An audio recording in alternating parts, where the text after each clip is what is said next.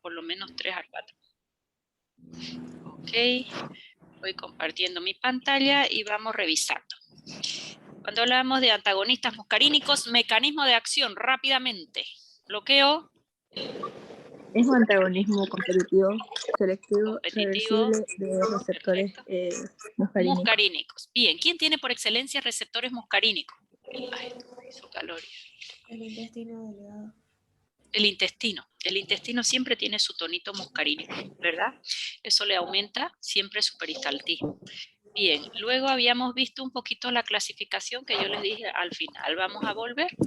¿Por qué? Porque esta clasificación va a estar diseñada de qué forma. Esta es la clasificación que más me gusta.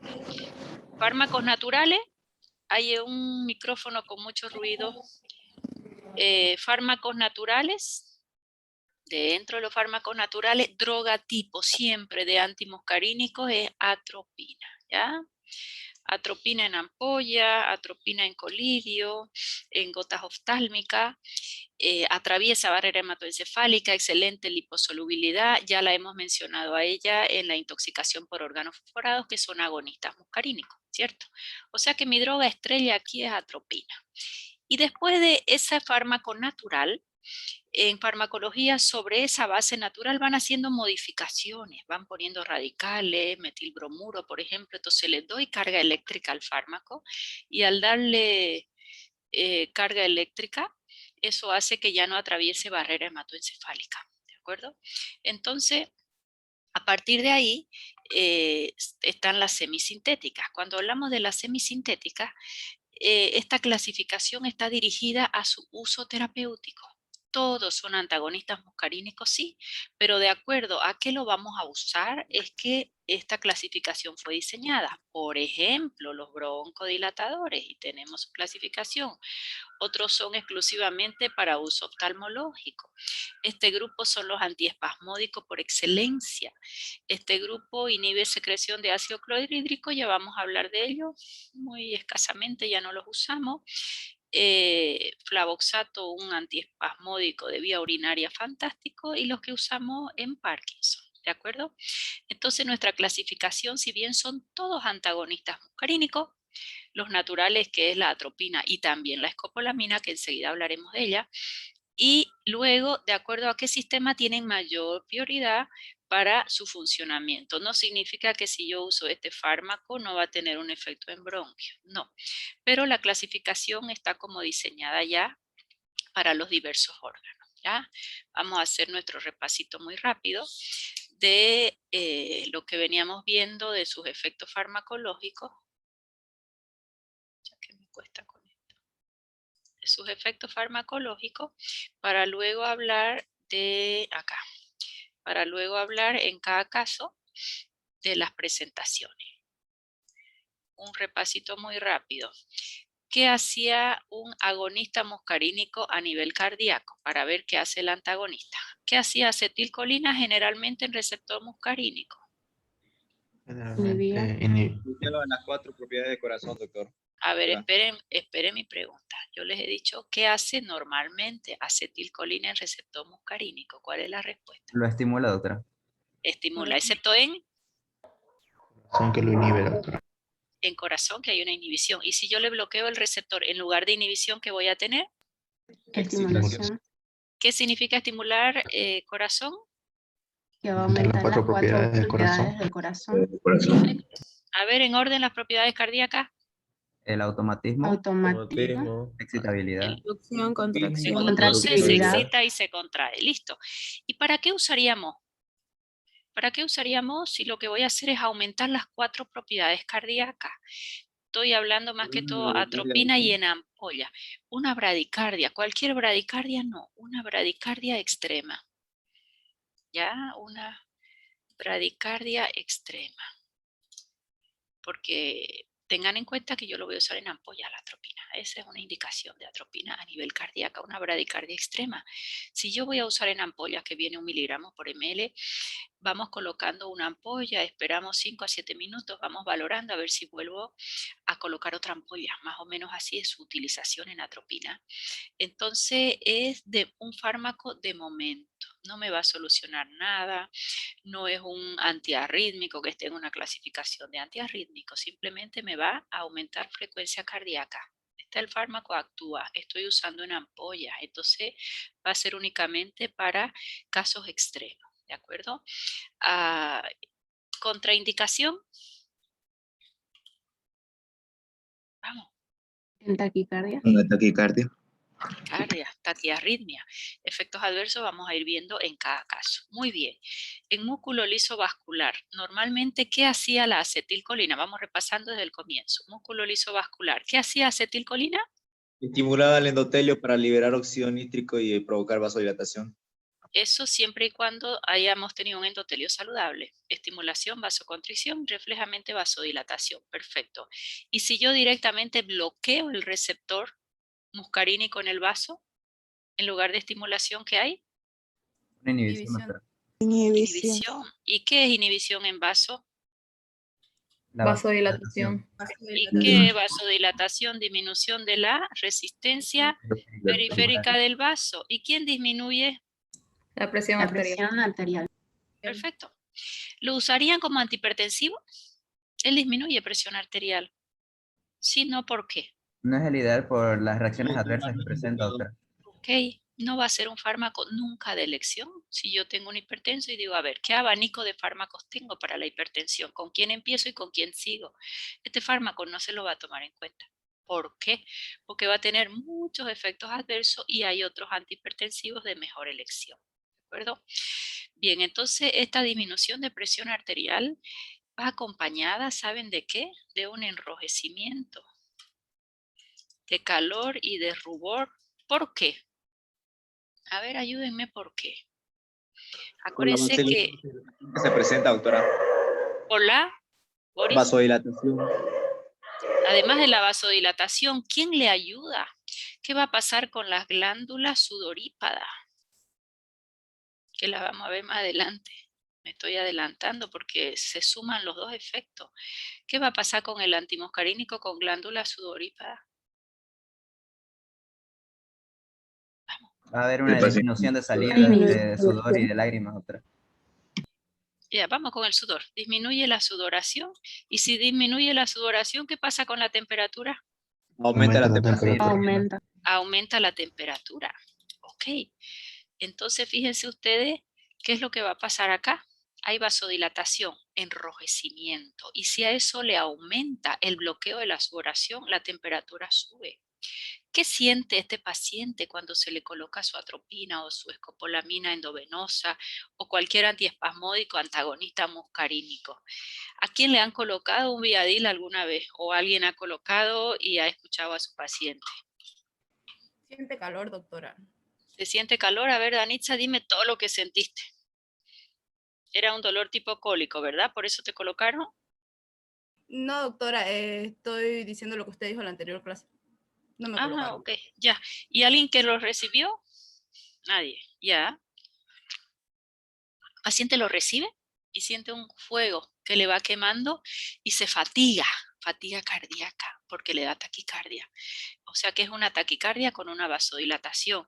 Yo les decía siempre el libro de Litter, que es un poco antiguo porque no actualizaron sus ediciones, pero te lo describe perfecto la atropina para que no se olviden nunca. El individuo rojo, seco y loco. ¿Por qué rojo? Por la vasodilatación. ¿Por qué seco? Porque he bloqueado todas las secreciones salivales, sudorípadas, lagrimales, gastrointestinales.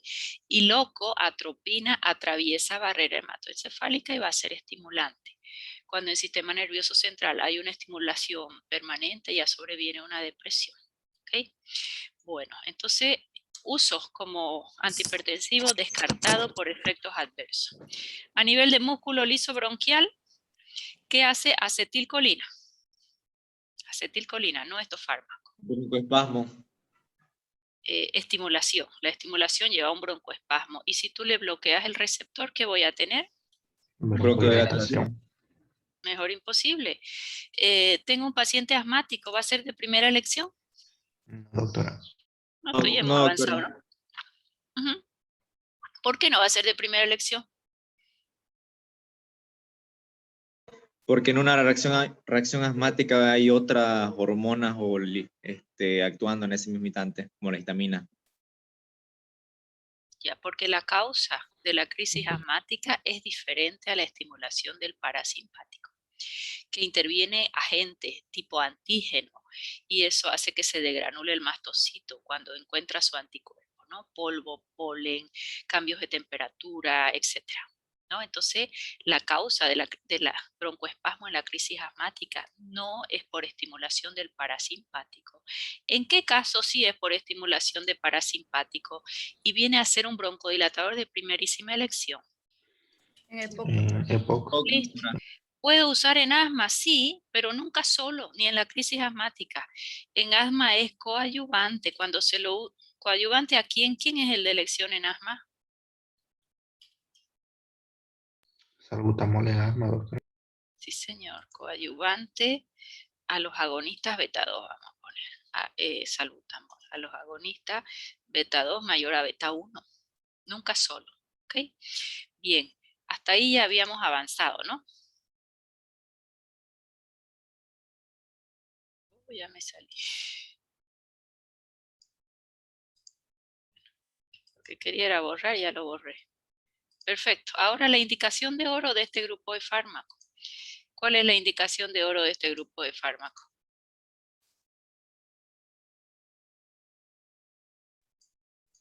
Músculo liso intestinal. Creo que ahí nos quedamos, ¿no? ¿Ahí nos quedamos o no? Aparato digestivo se quedó, doctora. Sí. Ya me estoy acordando. Estas barras de navegación no me dejan ver nada. Bien, en músculo liso intestinal, ¿qué va a pasar?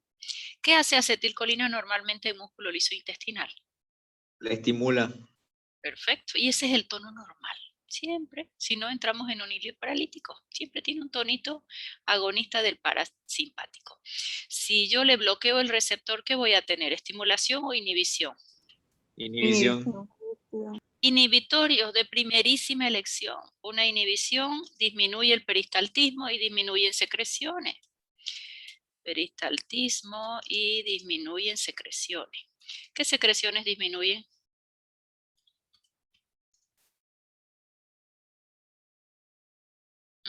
A ver. Gástricas e intestinales. Sí, eso me interesa. Sí, disminuye secreción gástrica. Cuando yo hablo de secreción gástrica, estamos hablando principalmente de ácido clorhídrico. Si ustedes recuerdan un poco, las células parietales de la mucosa gástrica tienen 4 receptores por excelencia. El receptor H2 de histamina, cuando él es estimulado por histamina, el H2, activa bomba de protones. El receptor muscarínico de acetilcolina, cuando acetilcolina le ocupa su receptor, estimula bomba de protones. Cuando el receptor G es estimulado por gastrina, estimula bomba de protones. O sea que ¿cuántos mecanismos tengo yo que, ocupando ese receptor, estimulan la formación de ácido clorhídrico por estimulación de la bomba de protones? Vamos, lo acabo de decir. 4, doctora. 3. Histamina, gastrina y acetilcolina. Y el cuarto es usado por prostaglandina de la serie 2. La prostaglandina de la serie 1 y de la serie 3 son proinflamatorias. La serie 2 es antiinflamatoria. ¿Y qué le hace a mi mucosa gástrica cuando viene prostaglandina y ocupa el receptor E2 de prostaglandina? Disminuye producción de ácido clorhídrico, aumenta producción de moco, aumenta producción de bicarbonato y mejora el flujo sanguíneo local. O sea que es un poderoso protector gástrico por excelencia. Es por eso que si yo le bloqueo esa prostaglandina con una INE, favorece a la gastritis por mecanismo de acción, no por acción directa de tomar el fármaco y que agreda a la mucosa. Repito, 4 receptores, 3 de ellos estimulan ácido clorhídrico y el cuarto, que es la prostaglandina, hace exactamente lo contrario y protege mucosa gástrica. Me quedo con estos 3. ¿Será que si yo doy un antagonista muscarínico y le bloqueo el receptor a la acetilcolina, qué va a pasar? ¿Aumenta o disminuye la producción de ácido clorhídrico? Disminuye la producción de ácido clorhídrico, doctora.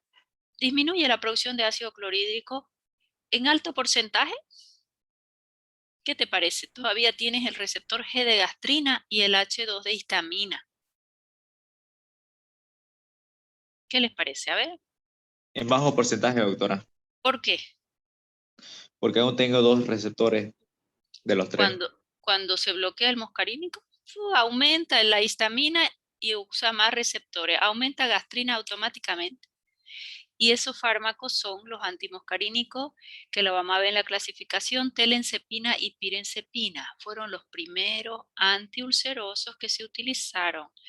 Más que se vio, disminuía la producción de ácido clorhídrico, pero no mucho.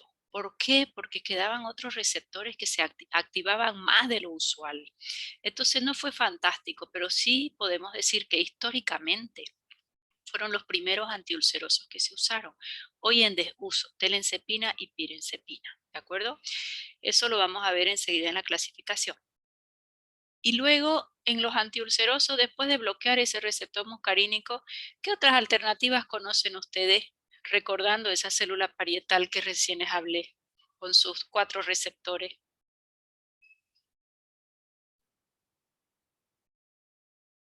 Vamos.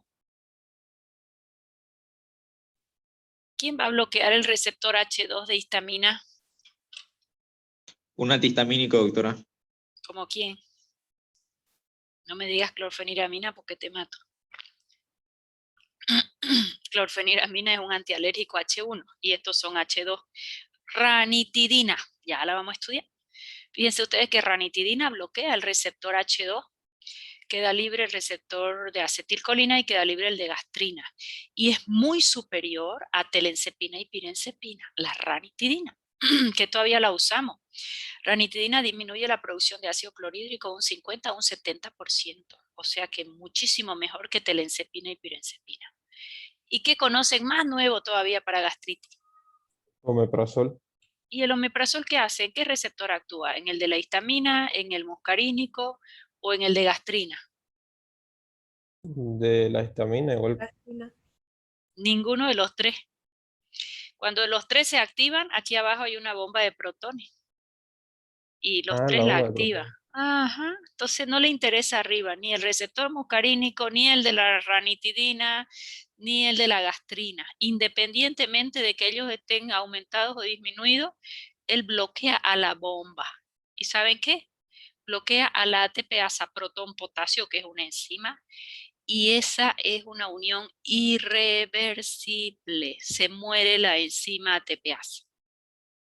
Pero ¿cómo se va a morir? Se muere. Y el organismo demora 20 horas en formar una nueva ATPasa. Es por eso que omeprazol debería darse 1 for day, 1 por día. ¿Quedó clarísimo? Sí, doctora. Sí. Ya. Entonces acá, en disminución de la secreción gástrica, es leve, casi ya ni se usó. ¿Y quiénes eran los fármacos? Telencepina y pirenzepina. Ni les doy las dosis porque ni las sé porque no se usan y ya no están en el comercio. Bien, si disminuye el peristaltismo, ¿cuál será su principal indicación clínica? ¿En dolor tipo cólico? Dolor tipo cólico. Dolor visceral, ya, tipo cólico. Cuando digo dolor visceral, si yo tengo un dolor de cabeza, una cefalea, no es una víscera, no me sirve.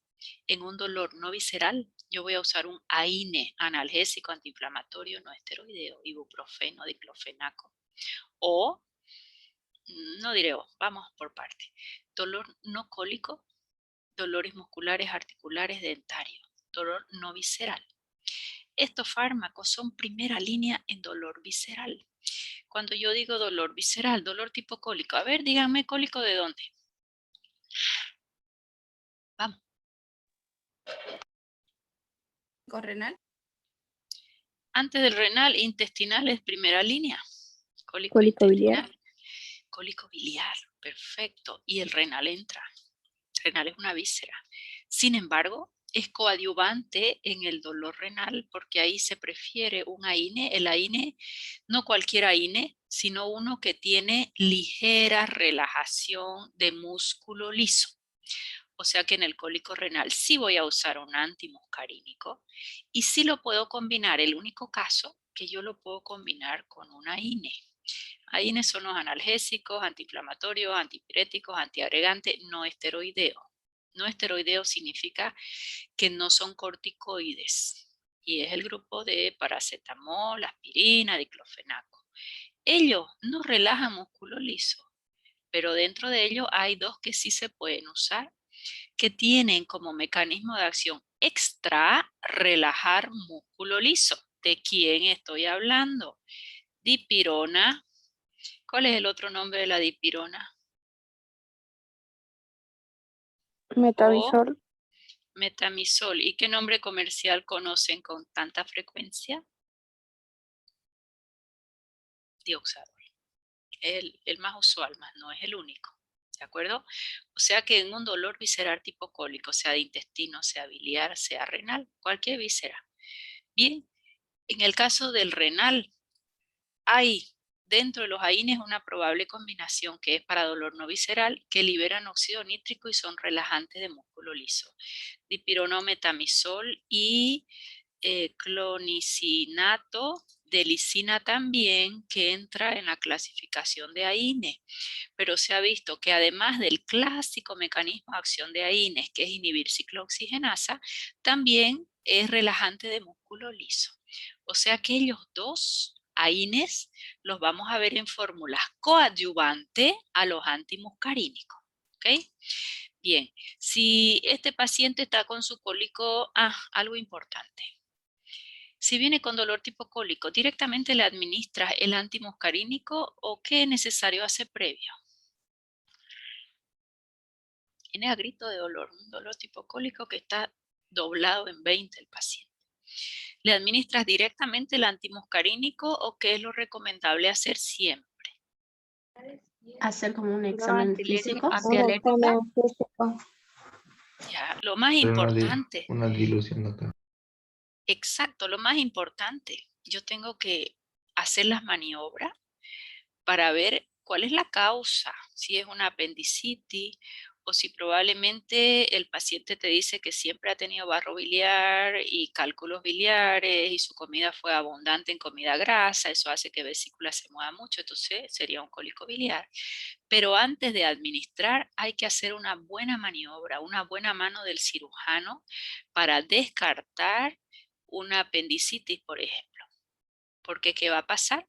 Si colocas el antimuscarínico, chao dolor, porque es mágico. Entonces hace las maniobras.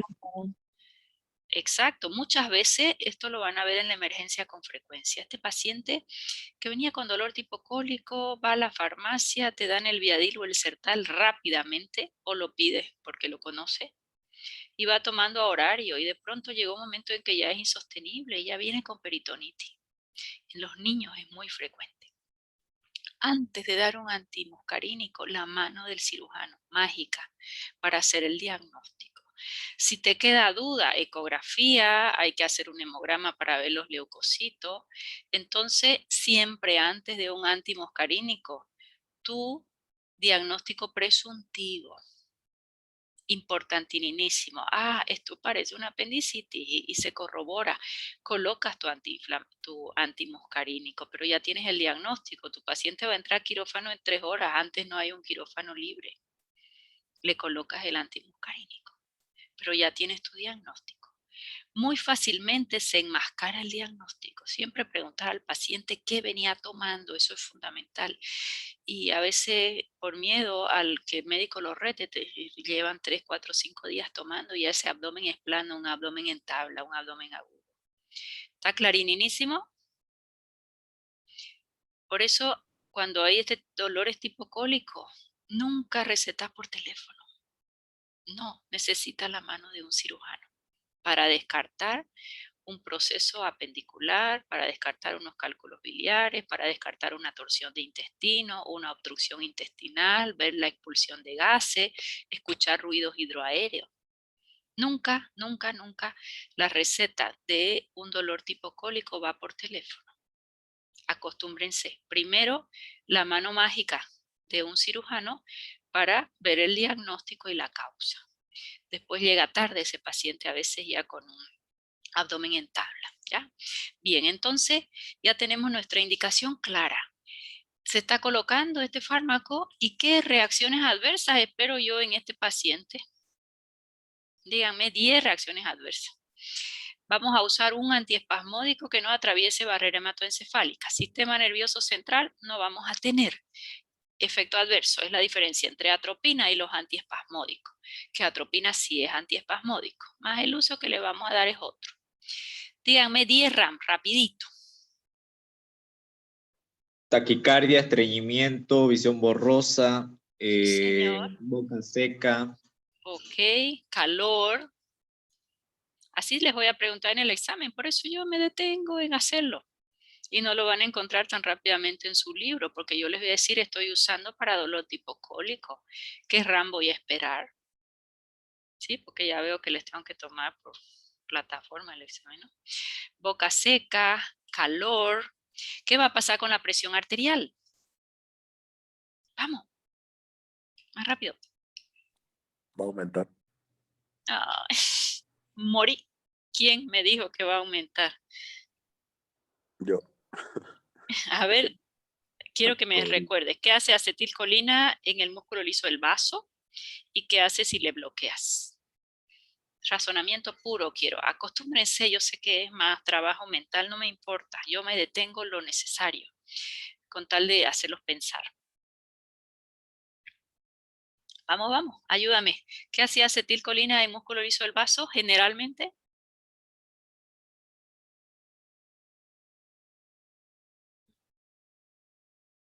Contéstenme para que no me pongan mal genio. Estimula.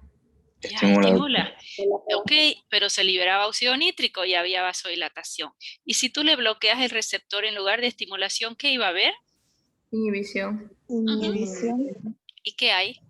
Vasodilatación, enrojecimiento, calor, rubor y encima hay taquicardia.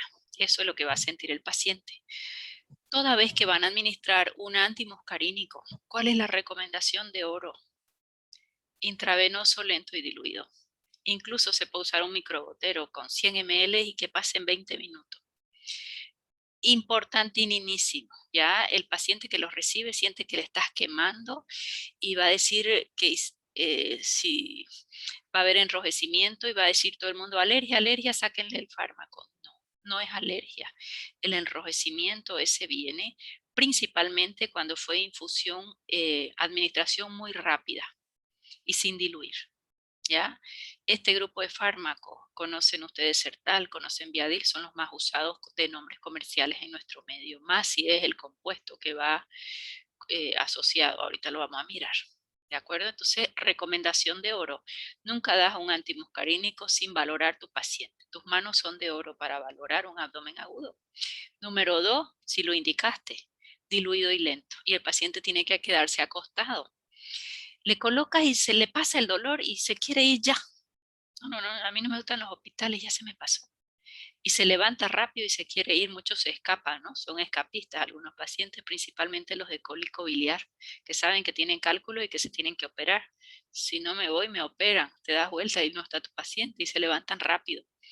¿Qué puede pasar ahí? Si hay hipotensión y encima taquicardia.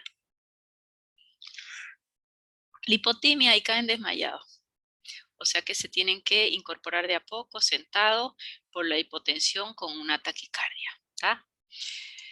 Bueno, ¿alguna duda más en aparato digestivo? Fíjense ustedes que toda secreción gástrica disminuye motilidad gástrica. Le pusiste un antimuscarínico, el estómago queda quieto. Si tu paciente tiene reflujo porque tiene hernia de hiato, él va a empeorar la hernia de hiato y el reflujo seguro. ¿Ya? O sea que eso también hay que tomar en cuenta. Si tiene hernia de hiato y reflujo, que duerma con 2 o 3 almohadas porque se va a broncoaspirar segurísimo si has recibido un antimuscarínico. Disminuye producción de ácido clorhídrico, de secreciones pancreáticas. Bien, ahora vamos con vejiga. A ver qué va a pasar con el detrusor y con el esfínter. Vamos. ¿Qué le hace al detrusor? ¿Lo estimula o lo inhibe? Lo inhibe, doctora. Ya, y si inhibe al detrusor, ¿qué le hace al esfínter? Va a estimular. Lo estimula, lo contrae. Contrae el esfínter. Estimula, inhibe al detrusor y contrae el esfínter. ¿Y eso qué nos va a dar? ¿Cuál es el efecto farmacológico? ¿Favorece micción o disminuye micción? Disminuye. Y si la disminuyó mucho, ¿qué puede dar? Incontinencia urinaria, doctora. Incontinencia. Retención. Retención urinaria. Es exactamente opuesto. Dejo quietito. Retención urinaria puede ser hasta un globito vesical. Y acá se nos va a agravar más un paciente si es añoso y tiene hiperplasia prostática. También se va a aumentar más todavía. ¿De acuerdo? Es muy perjudicial en hiperplasia prostática. O sea que no es nomás dar el fármaco. Tenemos que hacer una serie de preguntas al paciente. Pero acá va a haber una disminución de la micción, puede agravar una hiperplasia prostática. Y, ¿qué iba a preguntar acá? Indicaciones, ¿para qué vamos a usar? Una incontinencia urinaria. Incontinencia urinaria. Ojo, no va a ser de largo plazo. En una incontinencia lo que tenemos que saber es por qué hay incontinencia. Si fue una mujer multípara, si hay un descenso de vejiga, si es una vejiga neurogénica, todo eso lo tengo que saber. Estos fármacos me van a ayudar y de momento, más no me van a solucionar porque si yo tengo una baja motilidad de los músculos del periné, lo que yo tengo que hacer es reconstruir esos músculos. Fisioterapia y con fisioterapia no funciona y hay mucho descenso de vejiga, eso es quirúrgico. Este fármaco de momento me puede ayudar. Pero si yo les digo, esta señora con incontinencia urinaria se le da un antimuscarínico, díganme toda la RAM que ella va a presentar. Vamos, volando, rápido. Vamos. ¿Quién se anima a decírmelo así? Yo espero que cuando ustedes hacen su clase vayan tomando su apunte, haciendo su gráfica, razonando. No que lo escuchen y pasó. ¿Puede presentar miosis, doctora? Ya, miosis sí atraviesa barrera hematoencefálica y estos antiespasmódicos no atraviesan. O sea que ¿Boca no lo seca? vamos a tener. Boca seca, ¿qué más? Es lo de menos la boca seca, pero sí. Se va a ¿Coloración rojiza? Broncodilatación será efecto adverso. No, doctor. No es un efecto adverso y si yo no tengo broncoespasmo no me va a pasar nada en bronquio. No es que si yo ¿Coloración soy... rojiza, doctora? De nuevo, Boris. Coloración rojiza y aumento de la temperatura corporal. Ya, eso solo si lo administras el fármaco endovenoso y rápido. Pero acá en una incontinencia urinaria le estás dando en vía oral todos los días para mejorarle un poquito su calidad ¿Estreñimiento y de vida. taquicardia? Va a haber estreñimiento, va a haber taquicardia. Eso sí me interesa mucho. Estreñimiento. ¿Y si hay incontinencia urinaria, el estreñimiento va a ser óptimo? No, no va a ser óptimo porque va a ser mayor fuerza de contracción para eliminar la materia fecal y nos puede agravar más todavía la incontinencia y los músculos del perine. Entonces, fíjense que no es que sean fármacos espectaculares. Incontinencia, le voy a dar un antimuscarínico, no. Tú tienes que ver la causa de la incontinencia y sobre eso trabajar. Que esto de momento te puede ayudar, sí.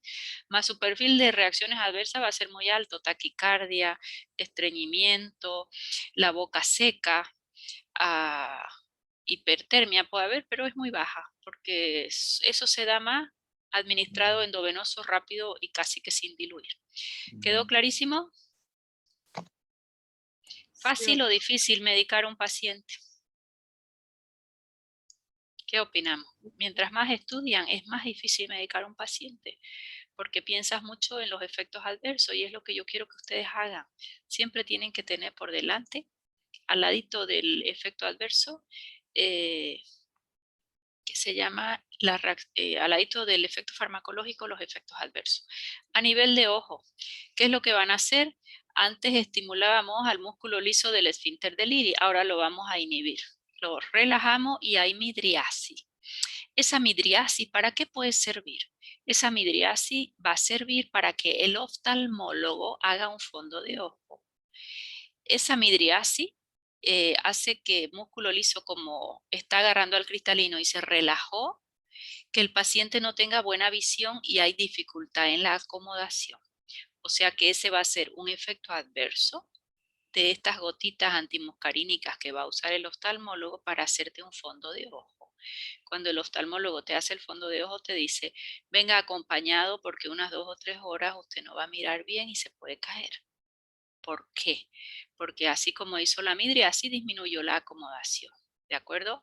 Entonces, ¿qué puede producir a nivel ocular? Midriasis, cicloplejía y trastornos de acomodación.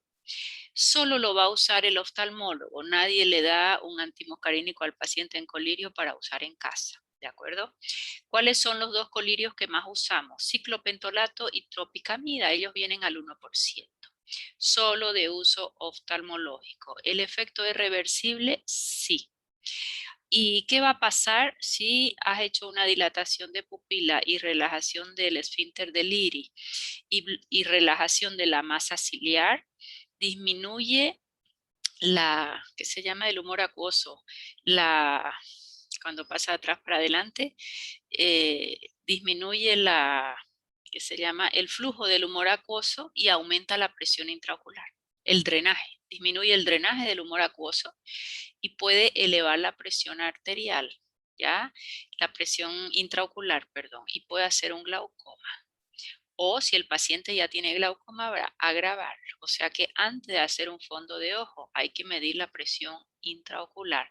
Contraindicado paciente con glaucoma. Si la dosis fue muy elevada y fue mucho el bloqueo, sí puede hacer un ataque de glaucoma de ángulo cerrado, que esa es una emergencia oftalmológica. Bien, a nivel de glándulas ya lo hemos dicho, solo lo repasamos rápidamente. En glándula sudorípada bloquea, disminuye sudoración, aumenta temperatura. Glándulas salivales, boca seca.